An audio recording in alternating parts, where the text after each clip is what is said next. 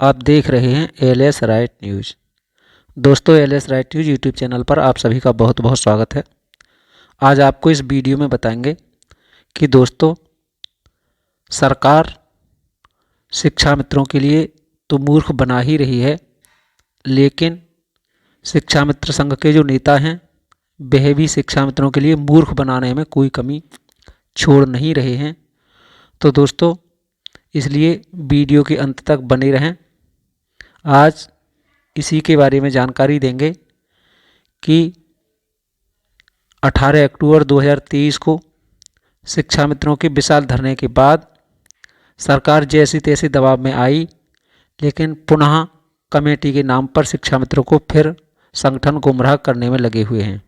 दोस्तों, उत्तर प्रदेश प्राथमिक शिक्षा मित्र संघ के प्रदेश अध्यक्ष शिव कुमार शुक्ला के आह्वान पर उत्तर प्रदेश का शिक्षा मित्र लखनऊ के इको गार्डन में एक होकर अपनी जायज़ मांगों को लेकर लाखों की संख्या में बड़े हर्ष और जोश के साथ पहुंचा, लेकिन वहां उसके साथ राजनीति में संगठन के पदाधिकारियों ने भी कोई कमी नहीं छोड़ी। दोस्तों, 23 वर्षों से कार्य कर रहे उत्तर प्रदेश के शिक्षा मित्र शिक्षण कार्य जैसे पुनीत कार्य को स्नातक और प्रशिक्षित होने के साथ साथ टीईटी, यूपी टीईटी और सीटीईटी पास हैं, योग्य हैं। उसके बावजूद भी दोस्तों, इस राम राज्य वाली योगी की सरकार में मरने के लिए विवश हैं। दोस्तों, अब तक लगभग 2017 से जब से राम राज्य वाली योगी जी की सरकार बनी है, 11,000 से ज़्यादा शिक्षा मित्र मर चुके हैं और रोज़ मर रहे हैं, लेकिन सरकार सब कुछ जान करके भी अनजान बनी हुई बैठी है। दोस्तों, शिक्षा मित्रों के नेता भी सरकार से ज़्यादा आम शिक्षा मित्रों को गुमराह करने में लगे हुए हैं। पूरी उम्मीद के साथ इको गार्डन में लाखों की संख्या में शिक्षा मित्र पहुंचे।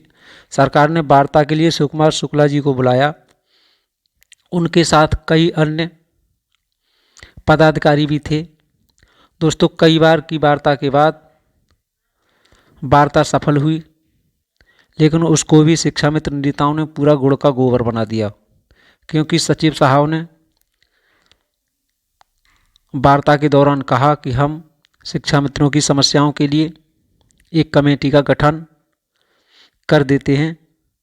दोस्तों, जिस पर संगठन के शिव कुमार शुक्ला जी से लेकर अन्य पदाधिकारी भी जो उस प्रतिनिधिमंडल में शामिल थे, इसके लिए राजी हो गए और सचिव साहब ने लेटर भी जारी कर दिया और शुक्ला जी उस लेटर को लेकर के अपनी प्रतिनिधिमंडल के साथ धरना प्रदर्शन समाप्त करने की घोषणा कर दी।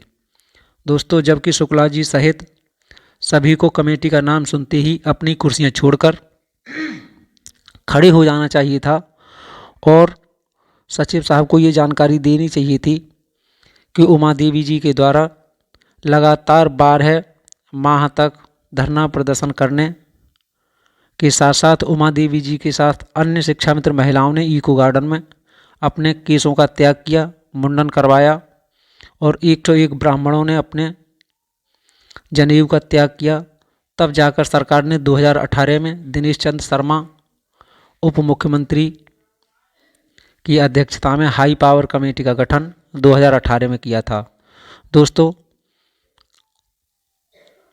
प्रतिनिधिमंडल को ये जानकारी देनी चाहिए थी कि महोदय, उस हाई पावर कमेटी के लिए आज 6 साल से ज़्यादा हो गए हैं, लेकिन आज तक उसकी कोई रिपोर्ट सार्वजनिक नहीं की गई है। लेकिन तब से अब तक लगभग 10,000 शिक्षा मित्र उस कमेटी की रिपोर्ट का इंतजार करते करते इस दुनिया में नहीं रहे।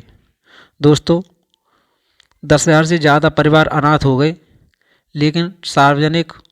लेकिन हाई पावर कमेटी की रिपोर्ट नहीं आई, लेकिन इतने शिक्षा मित्रों की मौत जरूर आ गई। इसीलिए महोदय, कमेटी न बनाई जाए, उस हाई पावर कमेटी की रिपोर्ट को ही 4 दिन के अंदर सार्वजनिक कर दिया जाए। चाहे दोस्तों 8 दिन में सरकार उस कमेटी की रिपोर्ट को सार्वजनिक करती, लेकिन संघ का प्रतिनिधिमंडल सचिव साहब से यह आग्रह करता कि 4 दिन के अंदर ही सार्वजनिक उस रिपोर्ट को कर दिया जाए। ये जानकारी दोस्तों किसी नेता ने सचिव महोदय को नहीं दी, क्योंकि अगर ये जानकारी उनको दे देते तो कुर्ता की चमक के साथ साथ उनका सिरे की चमक फीकी पड़ जाती। राजनीति करने का मौका शायद उनके हाथ से निकल जाता, क्योंकि 18 अक्टूबर से आज तक रोज़ सचिवालय के चक्कर काट काट करके अपनी राजनीति को चमकाने में कोई कमी नहीं छोड़ रहे हैं। दोस्तों, इधर मान सिंह यादव और समाजवादी पार्टी के अन्य विधायक महोदय ने सरकार से और सरकार में बेसिक शिक्षा मंत्री संदीप सिंह जी से कई सवाल किए, लेकिन बार बार अब तक संदीप सिंह जी हों चाहे सतीश द्विवेदी यही बता देते हैं कि शिक्षा मित्रों के लिए हमारे पास किसी भी तरह की कोई योजना नहीं है और शिक्षा मित्रों का कोई मानदेय या वेतन या स्थायीकरण किसी भी तरह की कोई प्रक्रिया हमारे यहाँ विचाराधीन नहीं है। लेकिन दोस्तों, ये नेता रोज़ कमेटी कमेटी कमेटी कमेटी तब से खेल रहे हैं जब से 18 अक्टूबर 2023 का धरना प्रदर्शन ख़त्म किया गया है। उसके बाद दोस्तों, कमेटी के नाम पर ये नेता शिक्षा मित्रों को रोज़ मूर्ख बना रहे हैं और 2-4 शिक्षा मित्र रोज़ काल के गाल में समाते जा रहे हैं। दोस्तों, ये शिक्षा मित्र नेता शिक्षा मित्रों के साथ तब इस तरह का व्यवहार कर रहे हैं जबकि 2017 से ही योग्य होने के बावजूद राजनीतिक द्वेष के चलते शिक्षा मित्रों का 40,000 से घटा करके 10,000 रुपये कर दिया गया और आज तक इतनी भीषण महंगाई में 1 रुपया बढ़ाया नहीं गया है। जबकि दोस्तों, शिक्षा मित्रों ने काफ़ी प्रयास किए हैं, खून से पत्र लिखे हैं, धरना प्रदर्शन किया है, ज्ञापन दिए हैं, जितना दोस्तों कर सकते हैं कोई कमी नहीं छोड़ी है। लेकिन दोस्तों, सरकार पता नहीं शिक्षा मित्रों के लिए इतनी हठी क्यों बनी बैठी है। शिक्षा मित्रों के साथ दोस्तों जिस तरह से विपक्ष के साथ सरकार सौतेला व्यवहार नहीं कर पाएगी, उससे कई गुना ज़्यादा सरकार इन शिक्षा मित्रों के साथ सौतेला व्यवहार कर रही है। लेकिन पता नहीं दोस्तों ऐसा क्या कारण है कि योग्य होने के बावजूद भी शिक्षा मित्रों की सरकार बिल्कुल सुन नहीं रही है और 2017 से अब तक इतनी महंगाई में 1 रुपया बढ़ाने तक को अब तक तैयार नहीं है।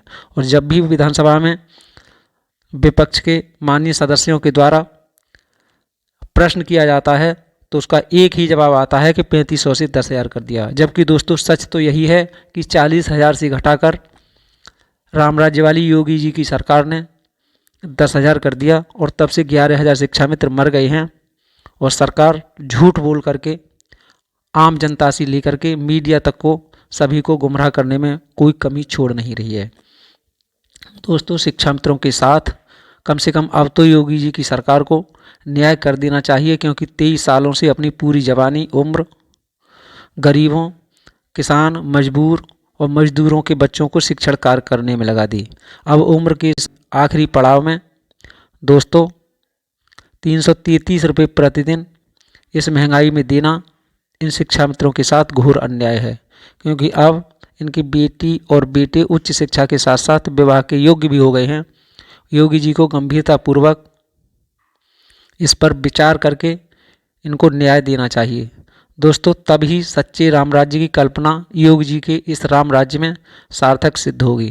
दोस्तों, इस वीडियो में इतना ही, मिलेंगे नई वीडियो में। तब तक अगर आपने हमारा ALS right news YouTube channel subscribe नहीं किया है तो दोस्तों अवश्य सब्सक्राइब कर लें, घंटी वाली बटन को दबाकर आल वाला बटन ज़रूर दबा दें।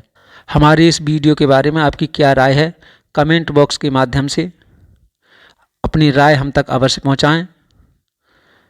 मिलेंगे नई वीडियो में नई जानकारी के साथ, तब तक दीजिए इजाज़त। नमस्कार, जय हिंद, जय भारत, जय संविधान।